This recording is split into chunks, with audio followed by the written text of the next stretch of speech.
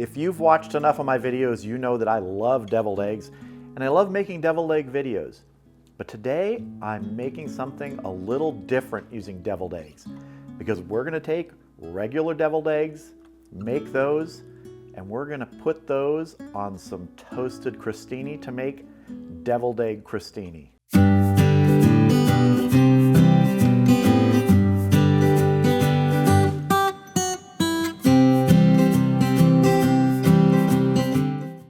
First thing we got to get out of the way is our crostini. We have to get that made, got to get it in the oven to dry that out and let it cool down a little bit. So I have just sort of a French baguette here. It's about the perfect size for a deviled egg to go on upside down, because that's how they're going on there today, inverted. So I just want to take my crostini and I want to cut these fairly thin, not super thin, about like that. Maybe just under ½ inch.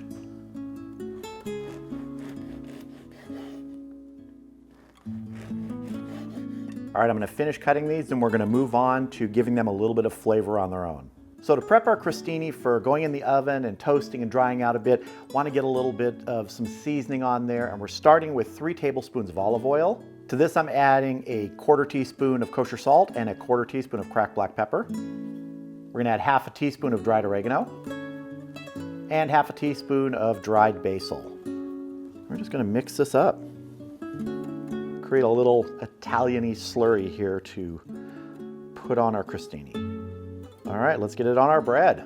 So I have my bread slices here on a baking rack in a baking tray. And we're just going to get some of the mixture on there.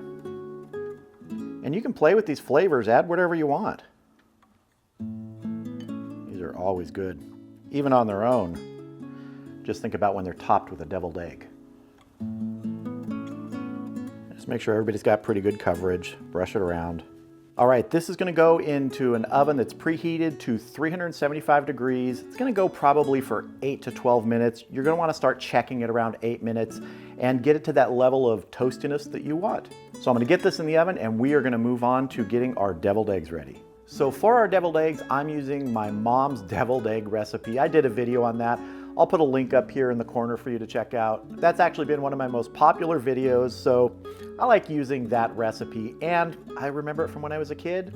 That's why I use it. If you have a different recipe you use for your deviled egg filling, go ahead and use that. There are 1,000 of them out there. Whatever tastes good to you. So I'm starting with the yolks from 6 hard-boiled eggs here. I've already gone ahead and sliced the eggs in half. I don't need to show you that. I'm gonna go ahead and just sort of break these up first before I add the other ingredients.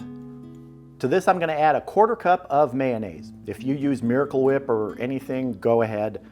This is a Best Foods mayonnaise, which I believe in the eastern part of the country is Hellmann's mayonnaise.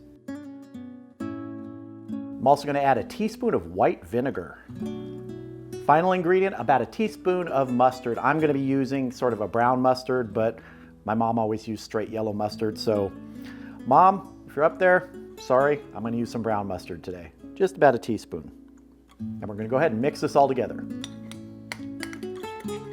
Make sure any of those last little bits of the egg that might not have gotten crushed when I did it there earlier, make sure they break up. And really, you can make this as creamy as you want. If you want it chunky, go ahead. Just get the deviled eggs the way you like them, because we're gonna use them with those crostinis. That's looking good. Let's go ahead and fill our deviled eggs. So here is one of my egg halves, and if you notice it's kind of small, I actually chose smaller eggs for this because they are going to be going on the crostini. Didn't want huge honking eggs on there. These are for appetizers, for bites. I'm just going to take some of my mixture and spoon it in. And I'm not going to overfill it because it's going to go on the crostini. Just about that much. Maybe that's a little too much, but you get the picture. We don't want it piled and mounded high. Let me do another one.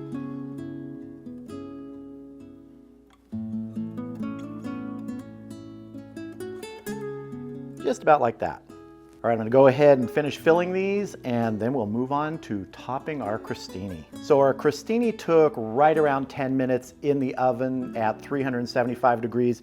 And really it's just about getting them to the way you want. But once you start hitting that 8 to 10 minute range when they're sliced about this thick, you really wanna check it.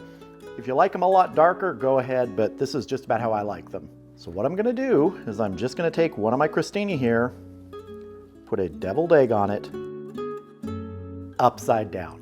Let's take another one.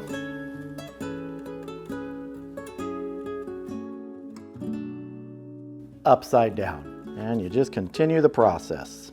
And you don't have to stop just with that. What I'm gonna do is I'm gonna take some Calabrian chili and put that on the top of some of these. These are some fermented Calabrian chili peppers.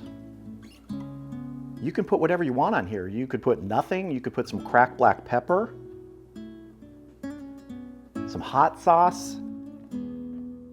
It's kind of like the filling of the deviled eggs. That's very individual, and you can make the exterior just as individual as you want. And there we have it, our deviled egg crostini, a nice different presentation of deviled eggs for a snack and appetizer. Looking great. It's time to taste. And this is not going to be a complicated tasting because they're deviled eggs on little toasts. They're going to be great, but let's try one. Let's see. You get that great crunch from the crostini, nice smooth creaminess from the deviled eggs, and for me, that Calabrian chili on top, perfect accompaniment to this. So if you want a simple way to change up your deviled egg game, this might be it. Make your favorite deviled egg, turn them upside down on some nicely toasted crostini, add a topping if you want, and you're gonna have a great appetizer or snack that people are going to just go nuts over.